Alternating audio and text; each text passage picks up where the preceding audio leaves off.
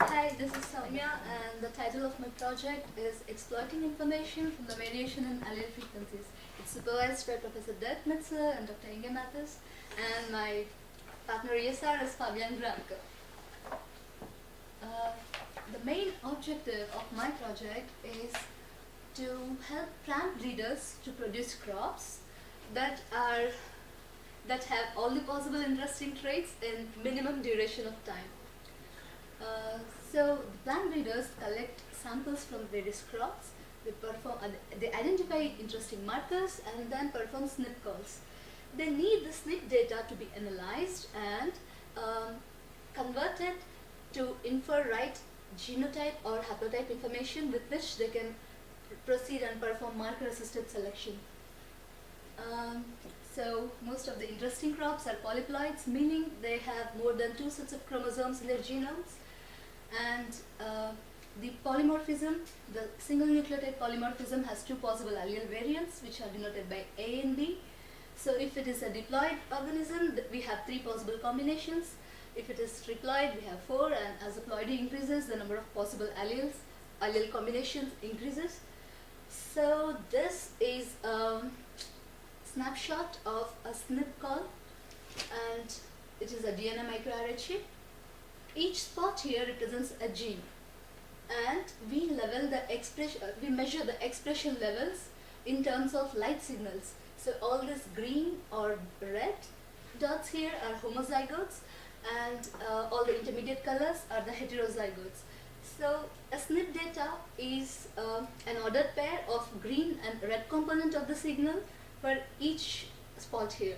And by decoding this information, we want to estimate the allele frequency at that particular locus for each of the samples. This is a real data that is obtained by genotyping a tetraploid species.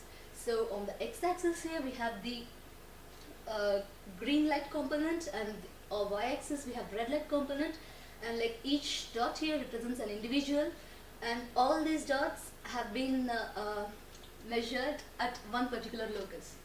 So looking at this plot, intuitively we would expect to see like 4 or 5 different groups, but here we see that they're all clustered here. They don't tell us that they belong to different groups based on this data. And why is that so? Because we don't have good quality of data. The coverage of the data is often quite low, and we would like to take like large samples, because of which we see base calling errors and alignment errors in the data, and this is where we need genotyping algorithm. Basically, this estimates the uncertainties in the data, helps to impute the missing values, and performs some kind of transformations which help us to see the classifications in this data. We studied the literature and explored different approaches, and we found 2 approaches very interesting.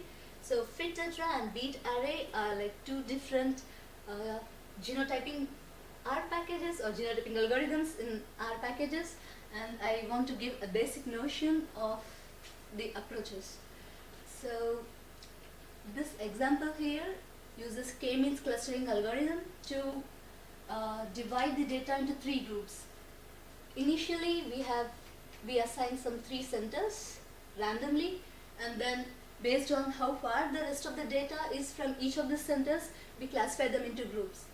And now we compute the new cluster centers and again measure how far each of the data point is from these centers. We repeat this so on like this, and finally we have like identified 3 different groups. So this is one approach to classify data, and this is called k-means clustering. And this is a mixture models algorithm. This is also iterated just like this method, but I did not show this in the plot. This method assumes that the data come from different normal distributions. So in this example, we have like 3 different normal distributions, and so the parameters of the normal distributions are a mu, variance, and in addition here we have a probability vector. So like each of these distribution has a probability vector pi, which has probability values for each of the data points belonging to that group. So like we have pi 1, pi 2, pi 3 for this data point. So whichever pi component is highest for this data point, that will be classified in that particular normal distribution. So this is one way of segregating the data. Beat array MSV. This is the program that used k-means clustering as the classifying strategy, and I want to give a big background about this. They implemented this genotyping method for Atlantic salmon fishes which have undergone whole genome duplication even in the recent past. That means about some years ago, some thousands of years ago, the genome got duplicated and they got converted to tetraploid species. Now they are switching back to diploidy. So a part of their genome is diploid and certain loci in their genome are tetraploid. They named they call the diploid loci as SNPs, and the tetraploid loci are as MSVs or multi-site variants. So in this plot, each point represents an individual at one particular marker, and that marker is classified as a SNP because there are only 2 copies of that particular loci or a particular chromosome. So this is called an MSVA because it exhibits polymorphism in only 2 of the 4 copies. I mean, like there are 4 copies for this particular allele, but the polymorphism is seen only on one half of the genome, and this is the other way around. And this is a marker that shows polymorphism in all the possible locations. So all these 3 are tetraploid and this is diploid. This genotyping method not only identified the ploidy of the loci, but also classified them into their right allele estimation.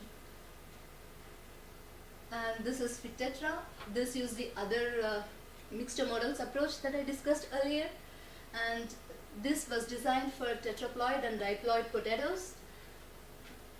So here we see that at one particular locus, all samples have been genotyped and classified, and this are the homozygotes on the both extremes, and this is the proportion of the heterozygotes. And yeah, so we basically studied those 2 different approaches. We also saw some other data simulations. We used our own data to run these genotyping methods, and we came to know about certain limitations that are existing. Most of them are ploidy specific, and they are very slow. They have performance issues, and they work only with data sets for which they have been implemented. So we would like to come up with something hopefully brilliant, which can be applied for any level of ploidy with reasonable performance, and release an R package if possible. So we are currently studying haplotype phasing, and we would also like to develop something based on the linkage of the loci based on their location, and by seeing how they are related. So yeah.